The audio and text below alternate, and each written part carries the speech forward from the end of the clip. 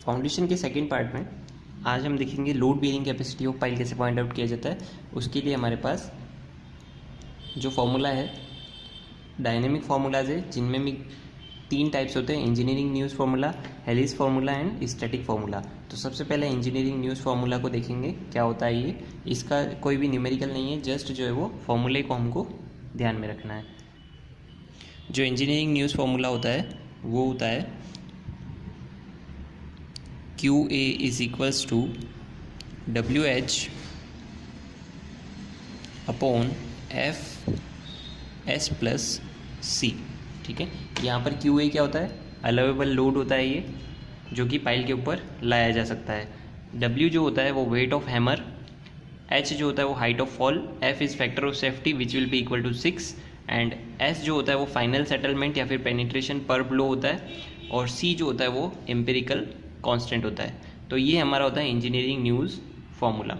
इसके बाद नेक्स्ट होता है हिलिस फार्मूला। ये होता है QF इज इक्वल्स टू नीटा H WH नीटा B divided by S plus C by 2। ये होता है हमारा हिलिस फार्मूला। और इसमें जो है QF क्या होता है? Ultimate load on pile, W होता है weight of hammer in kg, H होता है height of drop of hammer, S is penetration और C is total elastic compression which will B C1 plus C2 plus C3। इसके बाद third formula आता है हमारे पास स्टैटिक फार्मूला। ये हमारे पास होता है static formula QUP is equals to RF plus RP। RF and RP क्या है? RF is total ultimate skin friction and RP is total ultimate point of end bearing resistance. तो ये दोनों नाम है। और RF जो होता है उसको हम AS into RF plus RP को हम लिख सकते हैं AP इंटू RP। तो ये होता है हमारे पास static formula load bearing capacity निकालने का पाइल के लिए। ठीक है, इसके बाद हमारा नेक्स्ट टॉपिक है वेल फाउंडेशन, जिसको कि ओपन केसन भी बोला जाता है। मेनली क्या होता है? एन ओपन केसन is a box of metal, timber और रीइंफोर्स्ड कंक्रीट और masonry which is open at both at top and bottom and is use for building and bridge foundation. Open केसन क्या होता है? बॉक्स की शेप में होता है, मेटल, टिम्बर या फिर रीइंफोर्स्ड कंक्रीट का, और टॉप एंड बॉटम से दोनों तरफ से खुला होता है। एंड जनरली जो होता है इसको बिल्डिंग में या फिर ब्रिज में फाउंडेशन के तौर पे काम में लिया जाता है। फिगर में आप देख सकते हैं, इसमें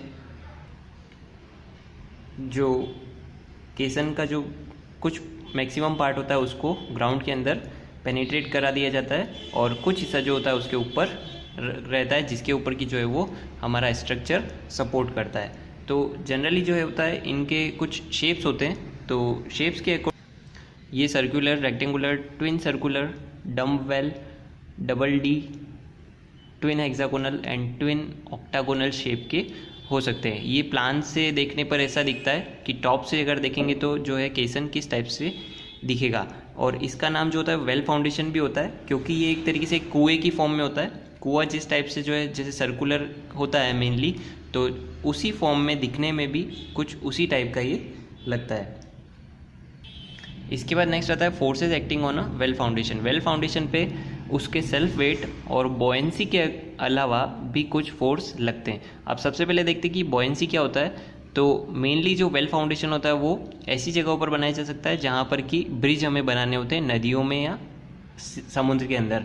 तो वहाँ पर पानी के अंदर जो फाउंडेशन बनाई जाती है वो ये वेल फाउंडेशन ही होती है। तो उस वजह से जो है वो पानी का जो फोर्स होता है वो बोएंसी फोर्स उस पर लगता है।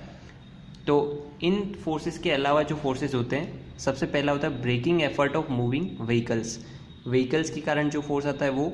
सेकेंड है force due to the resistance of bearing against movement due to temperature variation. Temperature variation के कारण क्या होता है कि जो कंपोनेंट्स होते हैं वो एक्सपांड या फिर कॉन्ट्रैक्ट होते हैं, उस वजह से भी जो फोर्सेस लगते हैं। थर्ड है force of water currents. Water जो वेव्स होती है, वाटर वेव्स भी जब इस टाइप की फाउंडेशन से टकराती है तो उसको डैमेज कर सकती है। नेक्स्ट होता है सिस्मिक फोर्सेस। सिस्मिक फोर्सेस कौन से होते हैं? जो कि अर्थक्वेक के दौरान स्ट्रक्चर पर आते हैं। नेक्स्ट होता है विंड फोर्सेस एंड लास्ट होता है अर्थ प्रेशर। तो इस टाइप के कुछ फोर्सेस जो होते हैं वो हमारे वेल या फिर ओपन केसन पर आते हैं। अब हम देखते हैं नेक्स्ट कि हमारे जो वेल फाउंडेशन होता है उसके कौन कौन से कंपोनेंट्स होते हैं। तो सबसे पहले ये हमारा ग्राउंड लेवल है और उसके अंदर जो है वो हमने वेल फाउंडेशन को बना रखा है। तो सबसे पहले जो टॉप होता है इसको बोलते हैं वेल कैप, ठीक है। इसके ऊपर जो आएगा वो पियर आ जाएगा,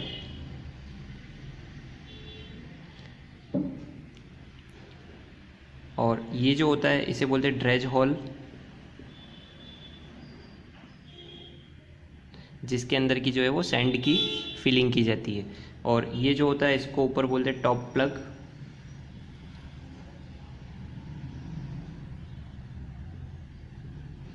ठीक है। एंड ये जो बॉटम वाला जो हिस्सा है ये वाला, ये सर्कुलर एक रिंग की फॉर्म में होता है, ये हमने सेक्शन बनाया हुआ है तो इसको बोलते हैं कर्ब, एंड इसको बोलते हैं बॉटम प्लग, ठीक है। और ये जो होता है वो हमारा आरसीसी का या फिर स्टील का या फिर वुड टिम्बर का सर्कुलर जो होता है वो मेन कंपोनेंट होता है।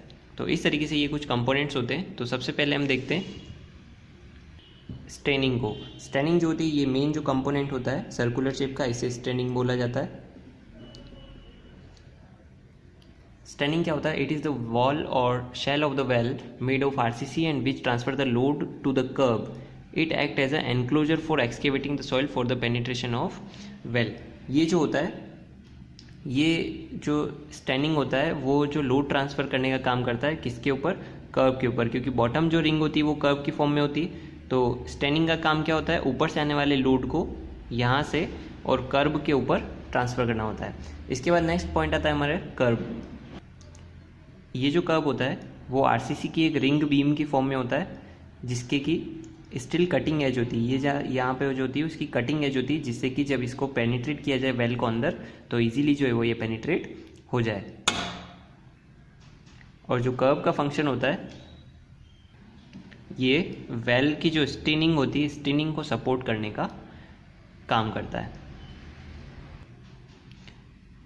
इसका नेक्स्ट पार्ट होता है कटिंग एज। कटिंग एज जो होती है बॉटम वाली, इसको कटिंग एज बोला जाता है। कर्व की जो सबसे लोएस्ट पोर्शन होता है उसको कटिंग एज बोलते हैं, जो कि जब पूरे जो वेल को सॉइल के अंदर पेनिट्रेट या फिर सिंक कराया जाता है तो ये उसको इजीली जो है वो अंदर सिंक होने देता है।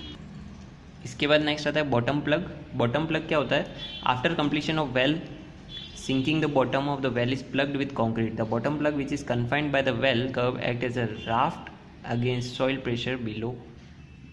मतलब कि बॉटम प्लग जो होता है ये बॉटम में कंक्रीटिंग करके इसको प्लग कर दिया जाता है। मतलब कि सबसे पहले हमने क्या किया, जो हमारी स्टिनिंग थी, स्टिनिंग के साथ जो कर्व लगे हुए थे उसको हमने सॉइल के अंदर पेनिट्रेट किया ग्राउंड के अंदर, और फिर जो है वो बॉटम से इसको कंक्रीटिंग करके प्लग कर दिया, ताकि जो है बॉटम से जो प्रेशर लग रहा हो, जो प्रेशर आएगा बॉटम से वो इजीली जो है वो इस पर डिस्ट्रीब्यूट हो जाए। प्लस अगर इसको वाटर के अंदर कंस्ट्रक्ट किया हुआ है तो बॉटम से जो है वो पानी का अंदर सीपेज नहीं हो। इसके बाद नेक्स्ट होता है बैकफिल। बैकफिल क्या होती है? The well is dewatered after setting of bottom plug and it is backfilled by sand और एक्सकेवेटेड मटेरियल। बैकफिल जो होती है वो यहाँ पर अंदर सैंड भर दी जाती है। तो सैंड भरने से पहले, क्योंकि जैसे मान लीजिए हम इसको पानी के अंदर पेनिट्रेट करा रहे हैं, तो जब इस सर्कुलर रिंग शेप की स्टिनिंग को पानी के अंदर पेनिट्रेट कराया जाएगा तो उसके अंदर अभी फ़िलहाल पानी रहेगा। फिर इसको क्या किया जाता है? सबसे पहले बॉटम से प्लग किया जाता है ताकि बॉटम से अब अंदर पानी नहीं आ सके। तो और फिर उसके बाद यहाँ पे जो पानी अवेलेबल है उसको बाहर निकाला जाता है और फिर इस जगह पर जो है वो सैंड की फिलिंग कर दी जाती है। तो इस टाइप से जो है सबसे पहले आउटर स्टिनिंग को अंदर पेनिट्रेट करके और फिर बॉटम से वाटर की एंट्री को रोक कर और फिर ऊपर से पानी को खाली करके और यहाँ पर जो है वो फिलिंग कर दी जाती है। अब उसके बाद आता है टॉप प्लग, क्योंकि हमने यहाँ पर सैंड फिलिंग कर दी है तो उसके बाद जो है हमें टॉप पे से भी इसको प्लग करना पड़ेगा, मतलब कि बंद करना पड़ेगा। तो यहाँ पर भी जो है वो आरसीसी करके हम इसको टॉप प्लग लगा देते हैं। उसके बाद टॉप प्लग के बाद आएगा वेल कैप। ये आरसीसी की स्लैब की फॉर्म में होता है, जो कि ऊपर से आने वाले लोड को स्टीनिंग के ऊपर ट्रांसफ़र करने का काम करता है।